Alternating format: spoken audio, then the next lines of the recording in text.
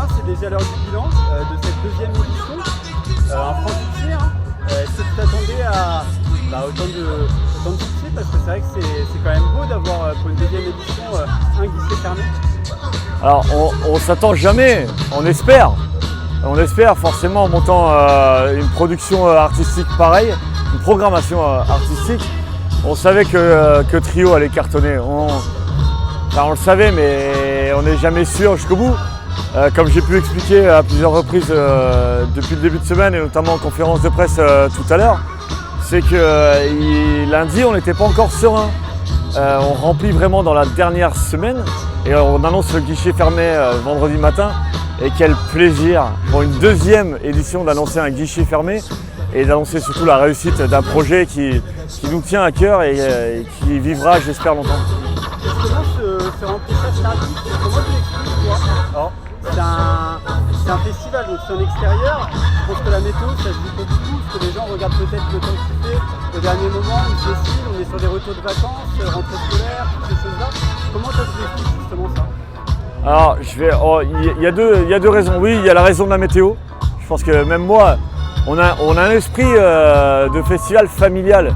Je ne vais pas venir avec des enfants prendre la pluie en permanence. Mais et en plus, cette année, quand on regardait les météos, même nous on doutait. Parce que quelle que soit l'application ou l'annonce météo qu'on regardait, on n'avait jamais la même. Donc il doit y avoir déjà de ça. Et puis la consommation du festival a changé en général. Tous les festivals de l'été nous le disent, le remplissage a été tardif. Et je pense qu'il n'y a pas que dans les festivals que la consommation a changé. Depuis le Covid, il faut être clair, on est tous à acheter au plus tard possible. Et encore plus dans la culture où on a toujours ce risque de remboursement. Mais voilà, je pense que la consommation a changé. J'espère pour nous organisateurs et pour nos cœurs, ça va changer parce que j'avoue que la semaine a été compliquée avant de savoir si on allait être stable, pas stable au niveau du festival. Au-delà de tout ça, il faut le souligner, il y a un magnifique travail des bénévoles, ce qui est d'autant plus rare parce qu'avec la crise sanitaire, il y a pas mal d'événements, notamment dans le milieu du sport, qui ont de plus en plus de mal à recruter des bénévoles. Et qu'est-ce qui fait le succès justement d'avoir autant de bénévoles? Parce que tu peux nous le dire, il y a plus de 170 bénévoles, je crois. Alors, en effet, il y a 170 bénévoles, on est à peu près 140 en jour d'ouverture. Le succès, on ne peut pas l'expliquer. L'année dernière, l'année dernière, on n'arrive pas à l'expliquer. On sort de Covid. On est une association qui sort de nulle part. On monte un projet en plein Covid de festival. On nous a tous traités de fous. Mais on fait déjà une centaine de bénévoles. Et on a réussi à créer une atmosphère au sein des bénévoles qui a fait que chaque bénévole en a ramené un, voire deux. Et il y en a d'autres qui ont entendu parler. Aujourd'hui, on peut être fier d'être un festival où on n'a pas lutté pour avoir des bénévoles. On a clôturé notre inscription des bénévoles. Si je ne dis pas de bêtises, je ne sais plus si c'est fin avril ou fin mai. J'avoue qu'avec les dates en ce moment, c'est compliqué. Je pense qu'on manque un peu d'heures de sommeil. Mais voilà, on fait partie de ces festivals qui cette année n'ont pas eu de mal à recruter du bénévole. Donc il y a un contexte, il y a une famille qui est en train de se créer, je pense. Et il y a un accueil, ils le savent, qu'on est là aussi.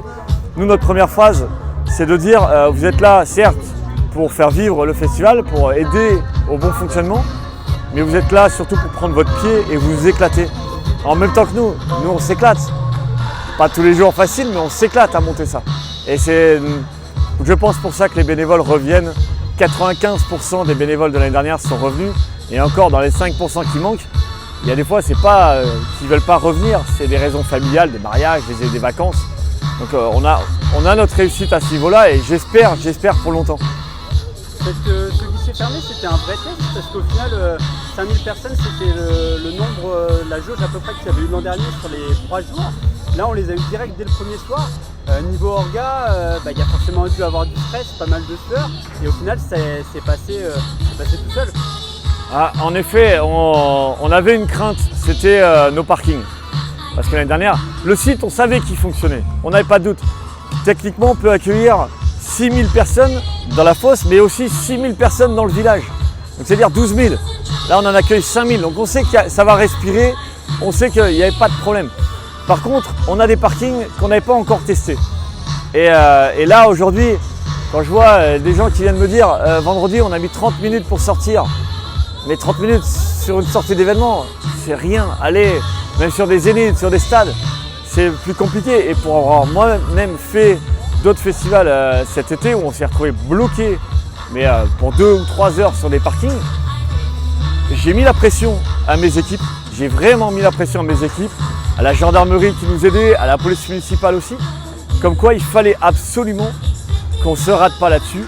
Et c'est pour ça que on a étudié, on a passé du temps sur nos parkings, sur les axes de circulation.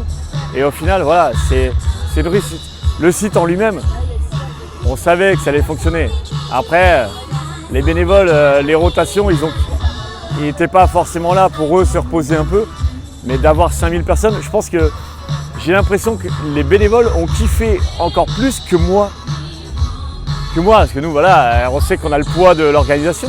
Mais ils se sont éclatés et je ne pense pas me tromper quand je vais dire que l'année prochaine, on va encore avoir un retour de peut-être 85-90%. En même temps, plus on est, plus il faut calculer. Justement, on a parlé de famille, on a parlé de l'année prochaine. Donc on va finir cette interview là-dessus. Parce que là, tu en as dit un petit peu, tu en as même dit beaucoup. C'est-à-dire que l'an prochain, il y aura une 3e édition ici même. Oui. 25, 26, 27 août 2023. On sera bien présent ici sur la plaine de la Caillaudière à Boigny-sur-Bionne pour la 3e édition du Festival au Tempo. Et après avoir atteint les 10 000 spectateurs cette année, ce sera quoi l'objectif de faire encore mieux forcément? On s'est fixé un objectif avec M. Millal, le maire de Boigny, d'essayer en tout cas de faire 2 soirées à guichet fermé. Donc 2 soirées à guichet fermé, ça fait déjà 10 000. Donc de toute façon, on ne veut pas aller trop vite.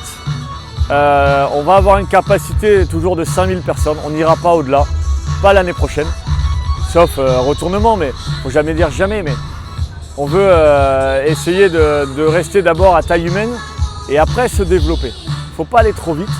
Mais si vous calculez bien, 5000 plus 5000, ça fait déjà 10. Et même si sur un des jours, on ne sait pas lequel encore, on fait 2 ou 3000, ça veut dire qu'on va encore augmenter la jauge de cette année. Donc voilà, après à un moment donné, si on arrive à 15 000 sur 3 jours, il faudra peut-être réfléchir à faire autre chose. Écoute, on te remercie, Tanguy, au festival. À très bientôt.